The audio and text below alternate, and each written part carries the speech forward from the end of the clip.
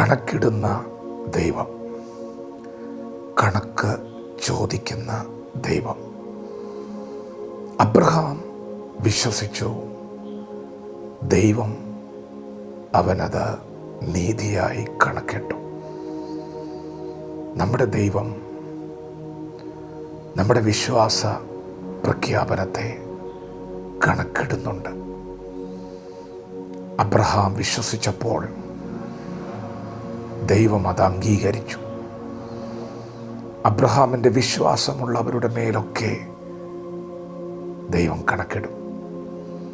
നിങ്ങൾ വിശ്വസിച്ചാൽ മഹത്വം കാണും. അപ്പോൾ തന്നെ നമ്മുടെ ദൈവം കണക്ക് ചോദിക്കും.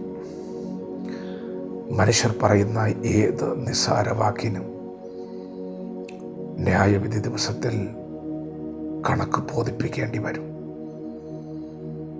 പ്രിയപ്പെട്ടവരെ, ഈ ഭൂമിയിലെ രാജാക്കന്മാരെ വാഴിക്കുന്ന ഒരു രാജാവ്, രാജാതിരാജാവ്, കർത്താതി കർത്താവ്, ഈ ഭൂമിയെ വാഴുന്ന ഒരു ചിത്രം വിശുദ്ധ വേദപുസ്തകം നമുക്ക് തരുന്നുണ്ട്. നാം നോക്കുമ്പോൾ കാണുന്നത് ആകാശമാണ്. അതിലപ്പുറമായ കാഴ്ചകളിലേക്ക്, ആത്മാവിൻ്റെ തലങ്ങളിലേക്ക് നമ്മെ കൊണ്ടുപോകുന്നത് വചനമാണ്. ദൈവം വാഴുന്നു. അവൻ്റെ രാജ്യത്വം സകലത്തെയും ഭരിക്കുന്നു.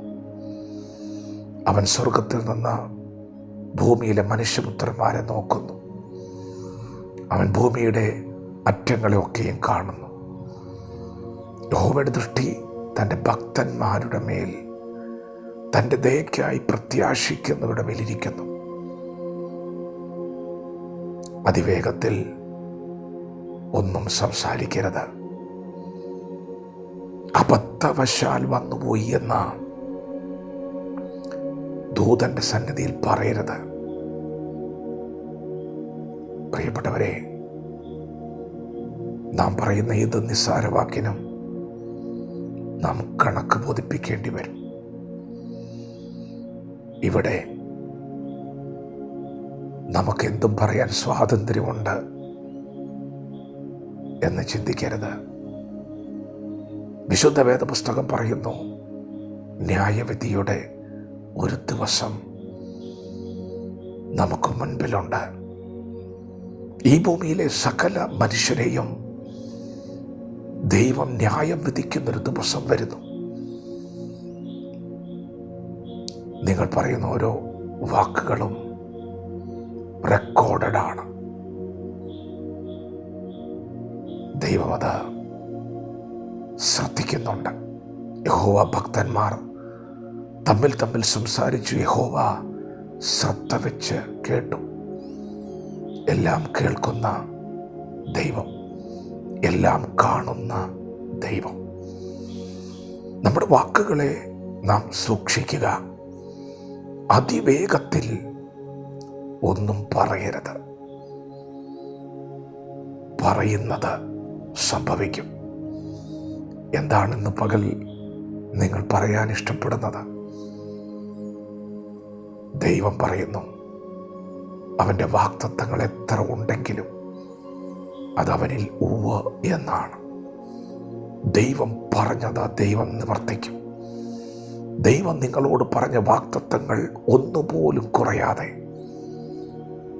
അവൻ നിങ്ങളിൽ നിവർത്തിക്കും. ഇന്നത്തെ സാഹചര്യം നോക്കി അതെങ്ങനെ എന്ന് ചോദിച്ച് പിറുപിറുക്കരുത്. ദൈവത്തിങ്കിലേക്ക് നോക്കി ദൈവത്തിൻ്റെ സർവ ശക്തി കണ്ട് നീ പറയണം, എൻ്റെ ദൈവത്തിന് സകലവും സാധ്യമാണ്. ദൈവം അത് ചെയ്യും. സാഹചര്യങ്ങൾ നോക്കി പിറുപിറുക്കരുത്. അതിവേഗത്തിൽ വാക്കുകൾ പറയരുത്. നാം പറയുന്ന നെഗറ്റീവ് വാക്കുകൾക്ക് നാം കണക്ക് കൊടുക്കേണ്ടി വരും. ദൈവം നമ്മുടെ വാക്കുകളെ, വിശ്വാസ പ്രഖ്യാപനങ്ങളെ ഇന്ന് പകൽ നീതിക്കായി കണക്കിടുന്നു. അപ്പോൾ തന്നെ നമ്മുടെ നാവിൽ നിന്ന് പുറത്തു വരുന്ന ഏത് നിസ്സാരവാക്കിനും നാം കണക്ക് കൊടുക്കേണ്ടി വരും എന്നുകൂടി ദൈവം ഇന്ന് പകൽ നമ്മെ ഓർമ്മപ്പെടുത്തുന്നു. വാക്കുകളെ സൂക്ഷിക്കുക. ദൈവം നമ്മെ ഓരോരുത്തരും ഈ പകൽ അനുഗ്രഹിക്കുമാറാകട്ടെ. ആമേൻ.